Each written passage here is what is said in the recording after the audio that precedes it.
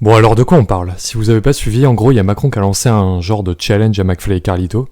Il leur a dit faites une vidéo sur les gestes barrières et si la vidéo fait plus de 10 millions de vues, j'accepte de faire une vidéo avec vous. Alors on a déjà eu des cas où des youtubeurs rentraient en contact avec des politiques, comme par exemple Hugo Décrypte. Mais là, il s'agit de youtubeurs de pur divertissement et pas n'importe lesquels en plus, vu que McFly et Carlito ils tapent quand même des millions de vues et ils sont tout le temps en tendance. Donc bon, qu'est-ce qu'il faut penser de tout ça? Est-ce que ça pose problème?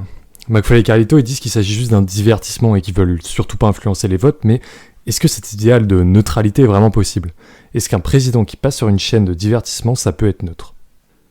Bon déjà, revenons au début. L'idée de base, c'est de faire une vidéo pour promouvoir les gestes barrières.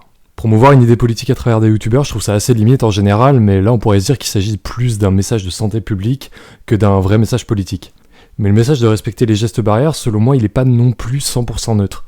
L'idée sous-jacente de ce message, c'est quand même de responsabiliser les gens, et on pourrait très bien se dire que si le gouvernement avait une meilleure politique de santé publique, notamment à travers une meilleure diffusion des vaccins par exemple, peut-être qu'on n'aurait pas à subir ces contraintes. Appeler à éviter les rassemblements par exemple, c'est demander un effort à la population, effort qu'on pourrait juger illégitime en disant que c'est au gouvernement de freiner la diffusion du virus, pas à nous. Bon, c'est pas vraiment mon avis, je vous cache pas. Personnellement, je pense qu'il y a plus un effort collectif à faire, mais en tout cas, il y a débat, et ce que je voulais vous montrer, c'est surtout que le message de respect des gestes barrières, il est pas non plus 100% neutre. Et on pourrait reprocher à des youtubeurs de divertissement d'accepter de diffuser un message gouvernemental comme ça sans le remettre en question. Bon, mais dans toute cette petite opération, c'est pas cette première vidéo que je trouve la plus problématique, vu que dans cette première vidéo, c'est pas la personne de Macron qui est directement impliquée, c'est plus un message de santé publique, comme je disais.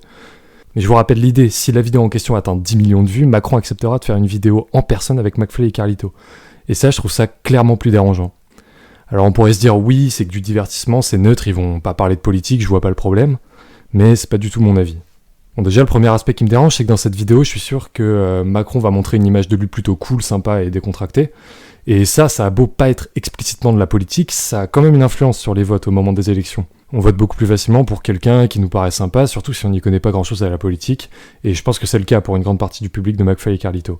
Il y a qu'à voir tous les témoignages de gens en 2017 qui ont dit qu'ils ont voté pour Macron parce qu'il avait une bonne tête ou des trucs du genre. Ce côté sympa que va donner Macron devant des millions de potentiels électeurs, ça va avoir un impact électoral en faveur de Macron par rapport aux autres candidats qui, eux, n'auront pas droit à une telle audience sur une telle chaîne YouTube. Mais le deuxième truc qui me dérange encore un peu plus, c'est que dans cette vidéo, ils vont parler d'aucun problème politique. Et pour moi, ne pas parler de problème politique quand on est face à un responsable, c'est déjà une prise de position en fait, et c'est pas neutre. Ne pas se prononcer, c'est déjà se prononcer en quelque sorte. Et ce, peu importe ce qu'on pense de Macron d'ailleurs. Bah oui, parce que soit on estime que la politique de Macron est critiquable, et dans ce cas, ne pas en parler quand on est face à lui, ça revient à nier l'importance des problèmes en question, et pour moi, c'est pas neutre. Ou soit on estime que Macron n'est pas critiquable, et dans ce cas, logiquement, pas besoin d'en parler, mais là encore, c'est pas neutre. Dans les deux cas, laisser parler un responsable sans le critiquer, c'est pas neutre. La neutralité, c'est plus compliqué que de pas se prononcer, je pense. Alors McFly et Carlito, ils pourraient nous dire on souhaite pas se prononcer sur ces sujets, mais en fait à partir du moment où on parle d'un politique, c'est presque impossible d'être neutre. Parler avec quelqu'un sans le critiquer, ça revient à dire que les actions que cette personne a commises ne méritent pas d'être questionnées, pour résumer. Et bon, pendant une discussion avec quelqu'un de lambda, ça poserait pas de problème, mais là il s'agit du président de la République, et ça se passe devant des millions de personnes.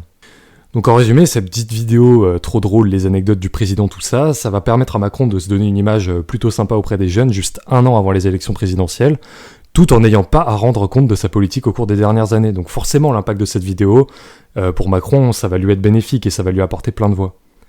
Et encore, là j'ai fait comme si dans la vidéo, Macron n'allait pas passer de messages politiques, mais ça m'étonnerait pas qu'il lâche des petites phrases l'air de rien du style « Oui les jeunes, je sais que vous traversez une époque difficile, tout ça ». Et là, l'influence de la vidéo sur le public, elle serait encore plus importante, mais bon, bah ça on verra au moment de la vidéo. Bon, je pense pas que McFly et Carlito pensent à mal avec tout ça, d'ailleurs ça se voit dans la façon dont ils en parlent et avec leur idée de reverser les gains de la vidéo aux étudiants, et ça c'est cool, mais quand même ça me semblait important de les critiquer là-dessus.